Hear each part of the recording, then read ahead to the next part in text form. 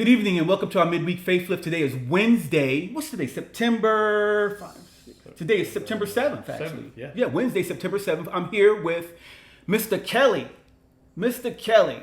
And Kelly's a new member at Unity of Chattanooga. You're not actually a member yet, but you've been visiting us for a while at Unity of Chattanooga. About a month or so. Yeah. And a little over a month. I missed a Sunday or two. Yeah. So, yeah. And I thought I'd bring you on the podcast because, I think that you're a unique individual right now. You're new to New Thought. Right. And we have a lot of visitors out there, a lot of viewers out there that are kind of like on the fence about New Thought. They want to kind of know more about it, what it does to people, what the beliefs are, what their people's experiences have been that have joined New Thought, especially coming from that evangelical background, that Protestant background. Right. And I know you come from that. I do. You know, and so I thought it'd be a good guest for us, and to kind of give us an idea of what it's been like so far.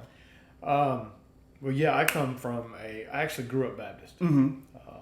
Spent most of my childhood in a Baptist church, and then I moved to a non-denominational background after that in my early 20s. Started going to church with some friends that sort of opened things up for me a little bit, gave me a little new perspective on spirituality. It was more of my own decision to go at that point. When I was younger and in the Baptist church, I was going with my parents, my grandparents. That's usually how it happens when you're young. It's like, you got to go to church. Exactly. Get up and go. Exactly. But yeah, it was a totally new perspective. It was nothing like New Thought. But it was kind of a progression. When my children were small, we moved to Alabama, where my wife's parents were from, and started attending a Methodist church there, which was great. They were open and it was a good experience to they had a great youth program for the kids and so we probably for the last 25 years I was part of the Methodist church. Really? Yeah. Okay, so you went from I didn't hear that last part. You went from where to Methodist? You went from non-denominational to Methodist. Yeah. What made you make that transfer? Well, in our area, there really wasn't any. We went to a non-denominational church, but it was really more along the lines of a Baptist church, or maybe a little more Pentecostal leaning. But as far as the beliefs and dogma, and I guess for the lack of a better word, restrictiveness, it was more along those lines. So the Methodist church just had a better youth program, and they seemed a little more open, and so we started attending there. It's interesting how, Doug talks about this a lot. As we grow in spirituality, we look for something a little bit more. Yeah. More. I guess we move from one type of denomination to the next, and I think in that moving, we're actually looking for something higher. Exactly. And it sounds like you were looking for more openness as you moved from the non-denominational, even though non-denominational tends to be as open as, isn't that more open? Usually it's more open in Methodist, isn't it? Yeah, it usually is. But I guess it was really just regional, in my case. Right. It was just, it was just a better fit for us as a family.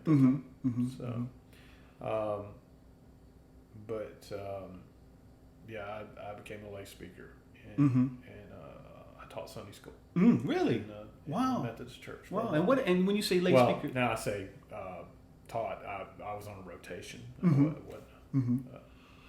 when you say you were a lay speaker, what is that? We had a more contemporary service, and they had a rotation of speakers that would speak along the same lines as the pastor, but they would handle that service. So there was like 5 of us that would rotate there were 4 of us that would rotate Sundays and bring the message. And so you left. So you stayed there 25 years.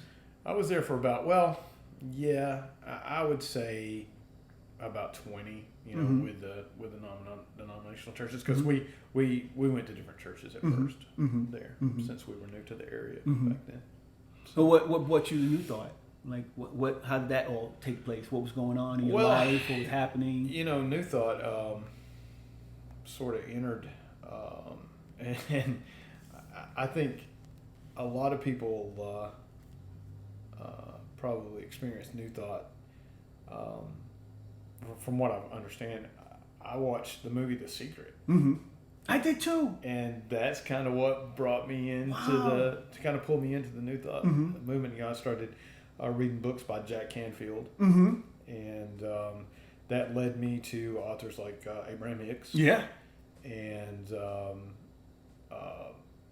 Abraham Hicks sort of morphed into, I started learning to meditate. And that I started listening to a guy that does a podcast and a YouTube channel. His name is Brun. And he does a lot of, he distills a lot of older New Thought people, like mid-century and early century New Thought people. Like Shovel and Neville Goddard and Joseph Murphy and people like that. And there's a lot of other authors, This stuff is so easy to understand. It's crystal clear. It is. Yeah. It is. And, it really speaks to me because it sort of takes the brakes off of spirituality. What do you mean by that when you say it takes the brakes off? Well, growing up Baptist and your more mainstream religions, I guess, there's a lot of don'ts. You can't. Yeah, exactly. And shouldn'ts. Exactly. Yeah. Exactly. Yeah. And I think it's New Thought to me is a more pure spiritual experience. Because if you're focusing on faith and you're focusing on mindfulness, then you're not worried about the don'ts. Right. They take care of themselves. They take care of themselves. Exactly. You don't have to worry about not doing that stuff. It just happens naturally. Exactly. It may or may not, but most of the time it just happens. It does, and I'm sure we get caught up in ourselves. And we were talking about that earlier. I was saying, I've been like trying to force to find a boyfriend for the longest. And now that I'm like really focused on my own spirituality and focused on what I need to do for myself as far as growing, right? I don't even think I'm not gonna say I don't want that to happen, but it's just not there anymore. Right. If it happens, it happens. Right. And I'm almost sure now that I'm where I'm at spiritually, it's probably gonna happen. Oh yeah. Without force. Yeah. Absolutely. So absolutely. You're right about that. Absolutely. I firmly believe in that. I think there's something that Joseph Murphy says that once you're comfortable with the desire, you no longer have to seek after it because you have a faith that it's coming. So that's your faith, and that's what's going to bring it. Right. It's so true. Jesus said, "Whatever you believe, it'll be done." It'll be done. Yeah. Right? So, and I'm a big proponent of faith, and that's something that I always tried to teach in church when I was speaking and teaching that faith was the key, and it is. It is. It really is. I want to go back to something you said earlier. You said that you watched this movie, The Secret. Yeah. And then it just kind of exposed you to other things. It did. So, tell me what's going on as far as with your family just jumped into this. I mean, because they have this belief that you have as far as Methodist, as far as non-denominational, and then you read this Secret book. And you just pull everybody along with you, or how did that work? Well, not really. No. Okay. My children are older. I have two younger children that are adopted, but I have 4 older children that are grown and have children of their own now. But, cool. My wife and I, we really didn't vibe on that. As a matter of fact, we're separated, and that's why I moved back. Okay. So, not really. This was sort of a personal journey, discovery right now. So it's a real transitional time for me. Yeah. Look, bro. New chapter. Yeah, I mean, I moved here 5 years ago, and I really jumped into New Thought. And when you jump into what I noticed is when I jumped into this, there were a lot of people that just no longer served me. Right. And that sounds like it kind of sounds. serve me like I'm some big god or something. But it doesn't mean that. It means that, like Right. I just felt like there were people in my life that just weren't vibrating at the frequency that I was vibrating. Exactly. And I felt like if I kept those people around me, that I was going to fall victim to stuff that I didn't want to fall victim to. Right. And so I had to remove myself from that. And I lost a lot of relationships as a result of it. But I'm a better person. Right. And I've met people like you and people, in part of my spiritual community that have met me where I am and that are elevating me to an even higher level, just being around you guys, So sometimes that happens, It does. It does. happens. It happens in regular Christianity. It happens, It does. So Yeah. And like you said, when it doesn't serve you, I don't think that's self-centered. I think that's more,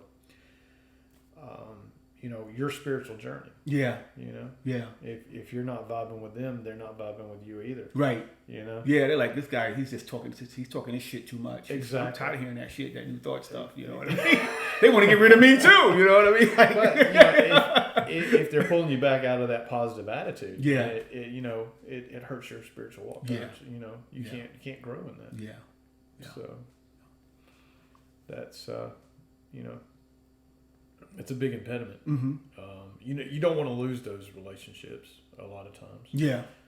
But if you trust God, He's going to take you where you need to go. Yeah. Yeah. And if we hold on to them, they can be damaging. So exactly. you have to make a decision. Exactly. So you watch this movie. Yeah. You start reading these books. Right. And what happens? What happens to you? What's going on? Everything just really resonated as far as the message. Mm-hmm. It just seems so pure and so distilled Mm-hmm. to a point. And I'm still learning. Mm-hmm. I'm very new Mm-hmm. in the New Thought. Mm-hmm. But the things that I believe and the things that I tried to teach and New Thought just really gelled. Mm-hmm. Just really coalesced. Mm-hmm. And that just brought me farther into it. Mm-hmm. And just makes me want to study, makes me want to Mm-hmm. really get into it. And Unity has been a huge it's becoming a huge part of that for Mm-hmm. me. Mm-hmm. Because it's hard to grow without like-minded people. Yeah, you need a community. You Exactly. need a tribe. Excuse me. Yeah. You need a tribe, and we have a tribe, Exactly. and we have a guide in that tribe that kind of gives us direction. And that's what you got to have. Yeah. You got to have that. Yeah, that's very much necessary. When I moved here, I knew I wanted to be a part of a New Thought movement. Mm-hmm. I knew I wanted to be a part of a community because I couldn't do it by myself. Right. I could do all the research I wanted to, but I needed that connection. Exactly. I needed that like-mindedness. And that gives us more power. to some Oh, it does. extent. Yeah. Exactly. It's hard to, it's hard to go it alone. Yeah. Yeah. Especially if you're like me and you're in a total transitional period in your life, and things are kind of upheaval. But see, I have a peace. Mm-hmm. I know God's working in my life. Mm-hmm. And I keep referring to God. You can call Him anything you want. Yeah. Source, Mm-hmm. infinite intelligence, Mm-hmm. Brahma, Mm-hmm. or whatever you believe. Mm-hmm. God is. God is. Mm-hmm. There's something out there that's controlling everything. Exactly. Yeah. Exactly. It's it's not the word water that gets you wet. Right. So, exactly. So it's but when you refer to God, and I know a lot of I'm learning more of a transitional, like I said, in a transitional period, and I'm more open now than I've ever been to spiritualities from all faiths. The coalescing of that, because and from what I understand, I haven't really studied, and I probably should, and I probably will as time goes on. The Quran and other religions that have the same message. Basically, it's the same message. All teachers, I think, down through the ages, Jesus, Buddha. I think they all have basically the same faith message. As long as you're in faith, then that's how your life changes. Yeah. Yeah. Yeah. What was the one thing that you heard that got you? Like, what was the one thing that you read or you saw in that movie and you were like, wait a minute, it really stuck with you? You know, what was I remember watching that movie, and I remember, you know, it was this I just it was something about watching it that I connected with. I knew it was true. Yeah, it just resonates. Yeah, it really does. And, yeah, and it amazes me that it doesn't resonate with more people. Right. You know, Right. I know it's, you know, a phenomenon, and it's resonated with millions. But, you know, I guess, you know, people just aren't open to it. But just going back to the purity of spirituality versus religion, the do's and the don'ts. I guess really what got that in, you know, I've been in business for myself for years and years, and the thoughts become things was the hook for me, you know, and I really didn't think about that leading into a greater spirituality for me, but it did, you know. Yeah. And, you know, because I come from a background that, you know, you got to work hard, you got to really hit it every day to be successful. Right. It's not about, you know, what you think, but it's more, I'm learning now that everything, all the goodness in our lives, that's our prosperity, you know, our spiritual lives, our relationships, everything has to do with belief and faith. You know. Yeah. When I first got a hold of the message, I was like, I focused more on the tangible stuff. Like you said, thoughts become things, and so I was fixated on that. And I just started a business, and I was like, okay, if this is true, I'm gonna use these teachings to build this business. Exactly. And I started making my thoughts to see if they would actually become reality. And I saw it happening right in front of me. I was like, wait a minute here. It was like, okay, do a visualization technique here, right? Fake checks to yourself. Right. Every day I want you to write start out with $1,000, and then the next day $2,000, the next day $3,000, and write what you want on that check. Right. And I would do that, and I would deposit it into my little deposit account on my desk, and I started to see these things manifest into my life, into my apartment. Yeah. And I saw a nice flat screen television. I saw a nice desk that I needed to start my business. I saw business cards, all kind of stuff that I had wrote down. Sure.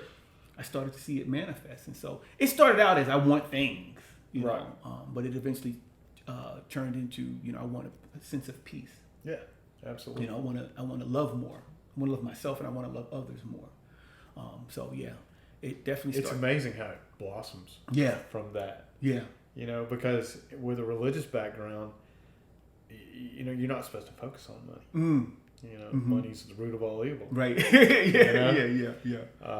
Which is absolutely not true. Yeah, it's not true. It's not true. It's good to have money's just a, you know, it's just a conduit. You know? Yeah. And you know, the more prosperous we are, the more we can help, the more we can teach others to be prosperous. That's so true. You ever heard of Reverend Ike? I haven't. No. Reverend Ike was a 1975 black New Thought minister. Okay.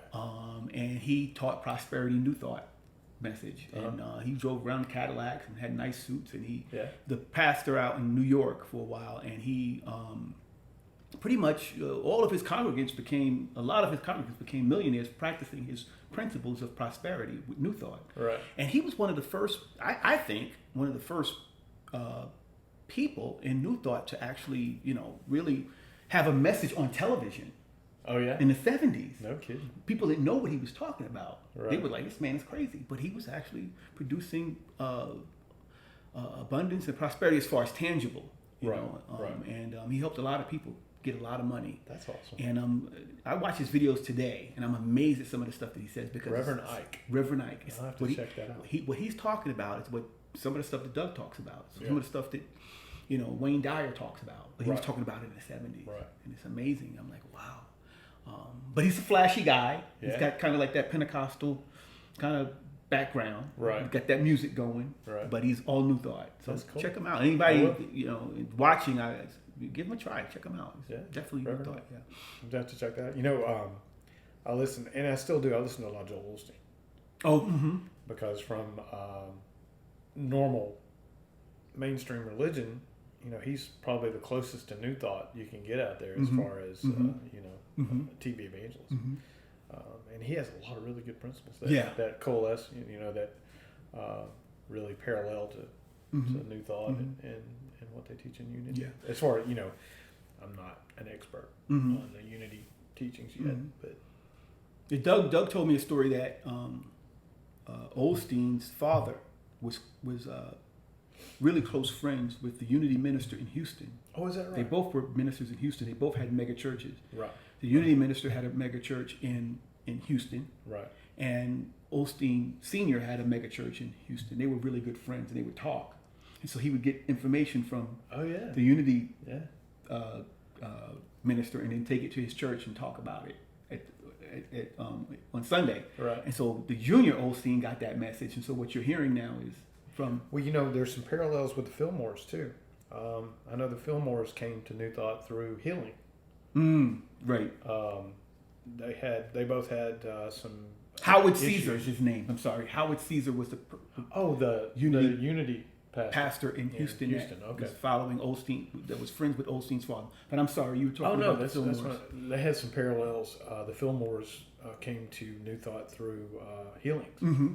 They were both healed through faith. And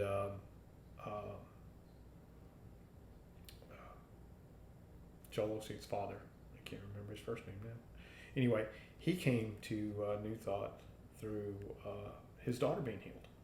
Now, I say New Thought. He doesn't profess to be a New Thought. I don't think he ever professed to be a New Thought pastor, but he came to that sort of faith healing and faith prosperity message through faith through his daughter being healed. Wow. And the senior Osteen. Yeah. Yep. And sort of passed that down to Joel. So I think there's a lot of relevance in that. When you listen to Osteen, it's like you listen to New Thought. Positive attitude. You gotta smile. You gotta smile when you walk by. Just wave and say hello. Absolutely. And a lot of times he'll talk about God as being the source, and it's just packaging. It's just I think you can pull wisdom from just about any spiritual. That's true. Or religious denomination, if you have the right mind about it, don't get bogged down in the dogma. But you're right. He's as close as you can get to New Thought. Yeah. So what has your experience been like since you've been at Unity of Chattanooga? What has your experience Unity's been great. Everybody's been really sweet, open arms, man. It's just, it's like I said, it's just great to have people that are like-minded, to be able to grow in your faith and get that understanding and just have people to bounce things off of, just like you and me are talking now. Because for a year I had nobody to talk to about this. I'm absorbing all this information and constantly watching YouTube and listening to audiobooks and reading and I had absolutely nobody to talk to about it. Wow. And then and how did you find us? Actually, I was looking online. Okay. I had moved back to my hometown and didn't really have a church. I was kind of on my own, and I thought, well, it'd be really nice to find a church that is more of a New Thought. I looked up metaphysics first, and that didn't really work because we got a lot of Wiccan stuff. And I was like, nah, we probably don't want to go down that path. Which you probably glean a lot of stuff from those guys too. If you got the right mindset. But I just went online and looked up New Thought and metaphysics and Unity came up and looking for New Thought in my area. Unity Chattanooga was closest. That's so cool. And it came up Atlanta and a couple other areas and I thought this would be great to do it. And I actually called Miss Penny. Okay. I actually called her, and we had a long conversation. That is so country. I called Miss Penny. Sorry, that's true. It is. No, it's cool, man. It's cool. I swear to God, it's cool. I just, I'm from New York, so Miss Penny. Nobody's miss up there in New York. No, it's cool. It's cool. I love it here. I love it. I love the accent. I love the people, man. Go ahead. But you said you called her. I called her, yeah, and we had a long conversation about Unity, and she gave me some background. I went back online and looked up and read about the Fillmores and Kansas City and how they established the church, and I thought, well, this is great. This is just right up my alley now. That is so cool. Yeah. Yeah. And like I said, everybody's been just great. And Penny and Terry and Keith, prayer warriors, man. They're awesome. You're talking about our prayer chaplains that we have at the church. Yes. We have prayer chaplains there that pray for people if they need prayer for anything. And exactly. Yeah, they do a really good job. Exactly. With that, and they actually take classes to. They have to complete certain classes to be able to do that. So is that right? I didn't know that. They're just not laying hands on you. They're coming from a educational background with that. Sure. And it's affirmative prayer actually. A different type of prayer is called affirmative prayer. We've gotten into that on the podcast. But yeah, I mean, I think you settled in quite well. I mean, you started bringing your mom. I did, yeah. So that's interesting. Yeah, she moved back. She had moved. She had some health issues and moved down with us. And when I moved back, she didn't want to stay. She wanted to move back too. So, wow. So she's not really new to the area. This is where she's lived all her life. But she was living in our area for a couple of years and then moved back. So you got involved in New Thought, you got involved in Unity, and then you just, next thing you know, I just see you bringing mom to the church. You know what I mean? And I'm like, okay, that's cool. So what is her, has she talked to you about her experience at all? Well, yeah, she's a Baptist. She has a Baptist background. Wow. Yeah, so, this is all really new to her. But she's even at her age, she's very open. Yeah, I noticed that. Yeah. And it resonates with her too. Really? Wow. It's a completely different message than that message. Oh, yeah. Yeah. So you have to have a really open mind.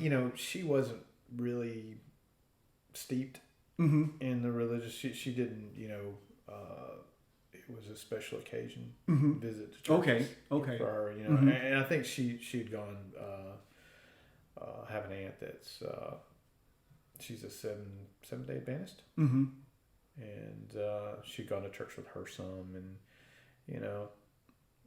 back and forth, but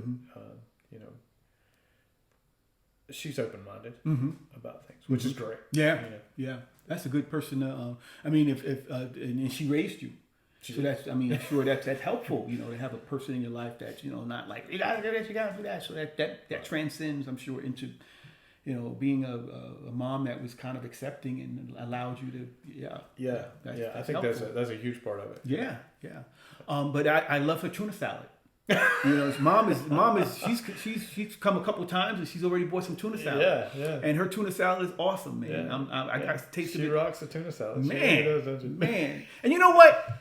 I was at the table with your mom yesterday, Sunday, and I had tuna salad. I had no idea she made it, and she was looking at me. Now I remember. Now that I know she made it, and I'm looking back at what I did. I'm like, she was like, how people want to see if you're enjoying their food, but they don't tell you it's their food. Exactly. She was like, I'm like, I'm gulping it up. So I'm sure she was like happy to see. Oh yeah. We're all happy to see when people appreciate. Oh, absolutely. What we do. Absolutely. So I love to cook, and that's the big satisfaction when everybody enjoys it. Exactly. That's the thing. Exactly. Sure. Well, I want to thank you so much for coming out and sharing your experience with us. Well, thanks for having me. I really appreciate it. You are so welcome. It's been fun.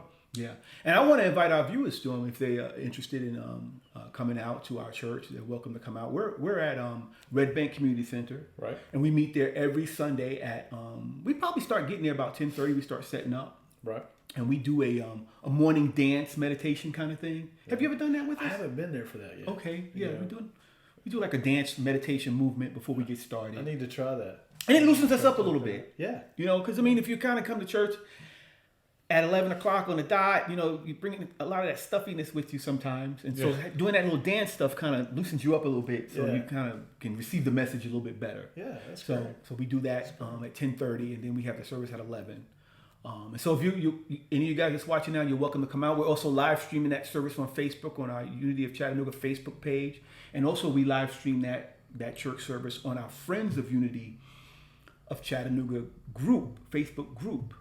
So, and we also broadcast it on our Unity of Chattanooga YouTube page. So you got 3 options to watch our service. And then, of course, we have our Midweek Faith Lift here every Wednesday at 4 o'clock. And then we have our Spiritual Connection group that meets on Thursday. Right. At Whole I made Foods. it to that one time. Yeah. I need to try to come back this Yeah. What was your experience like at that group? Loved it. It was great. It was just, we just sat around and kind of talked and had a really good time. It's real light. Yeah. You just get to know other people like-minded. Exactly. It's more of just kind of fellowship type of. Get to know each other. Yeah. Grab some food downstairs at the Whole Food. Yeah. Bring it. I usually get pizza. I love pizza. Yeah. You got some good pizza. I had that margarita. Yeah. It was good. Yeah, the margarita pizza pretty good. I'll bring that up and I'll eat that and then I'll take something home with me. Yeah. Yeah. But yeah, we do that every Thursday from 6 to 7. Right. And so come on out, join us, and continue to view us on our Midweek Facelift. And if you have any questions, feel free to contact us at contact@unityofchattanooga.org. I'm going to put that up right now if you have any questions. You know what? Let me put up our donate button first if you're interested in donating to Unity of Chattanooga, if you're interested in donating to our podcast. All of our proceeds go to what we're doing in the community. Right. And we're doing some homeless outreach at this time. We go downtown Chattanooga, and we reach out to the homeless there. We give them bottled water. We give them dry goods, foods they can take back with them. Which is great. Yeah. That's such a need right now. Yeah. We get a lot of homeless here in Chattanooga. Yeah. And also we're participating in the Pride celebration here in Chattanooga. We have That should be fun. Yeah, very good. Yeah, we're going to set up a table and give out some things to that community. Let them know that they're loved and that they're welcome. Absolutely. So many people are being marginalized in this country. We want people to know that they are loved and they're welcome to come and be a part of our church. Exactly. And we accept them. So you can donate to that, and it goes to that cause. Also, you can buy one of our T-shirts, Unity Chattanooga T-shirts, and the proceeds from this will go to those 2 outreach ministries that we are involved in right now. Let me pull up the email address. You can send a request for a T-shirt to that email address. It's up there right now. It's contact@unityofchattanooga.org. Okay, I'll leave that up. Kelly, thank you so much for coming by. Thanks for having me. I appreciate you. Yeah, I appreciate you. We're going to say goodbye to you guys. Goodbye.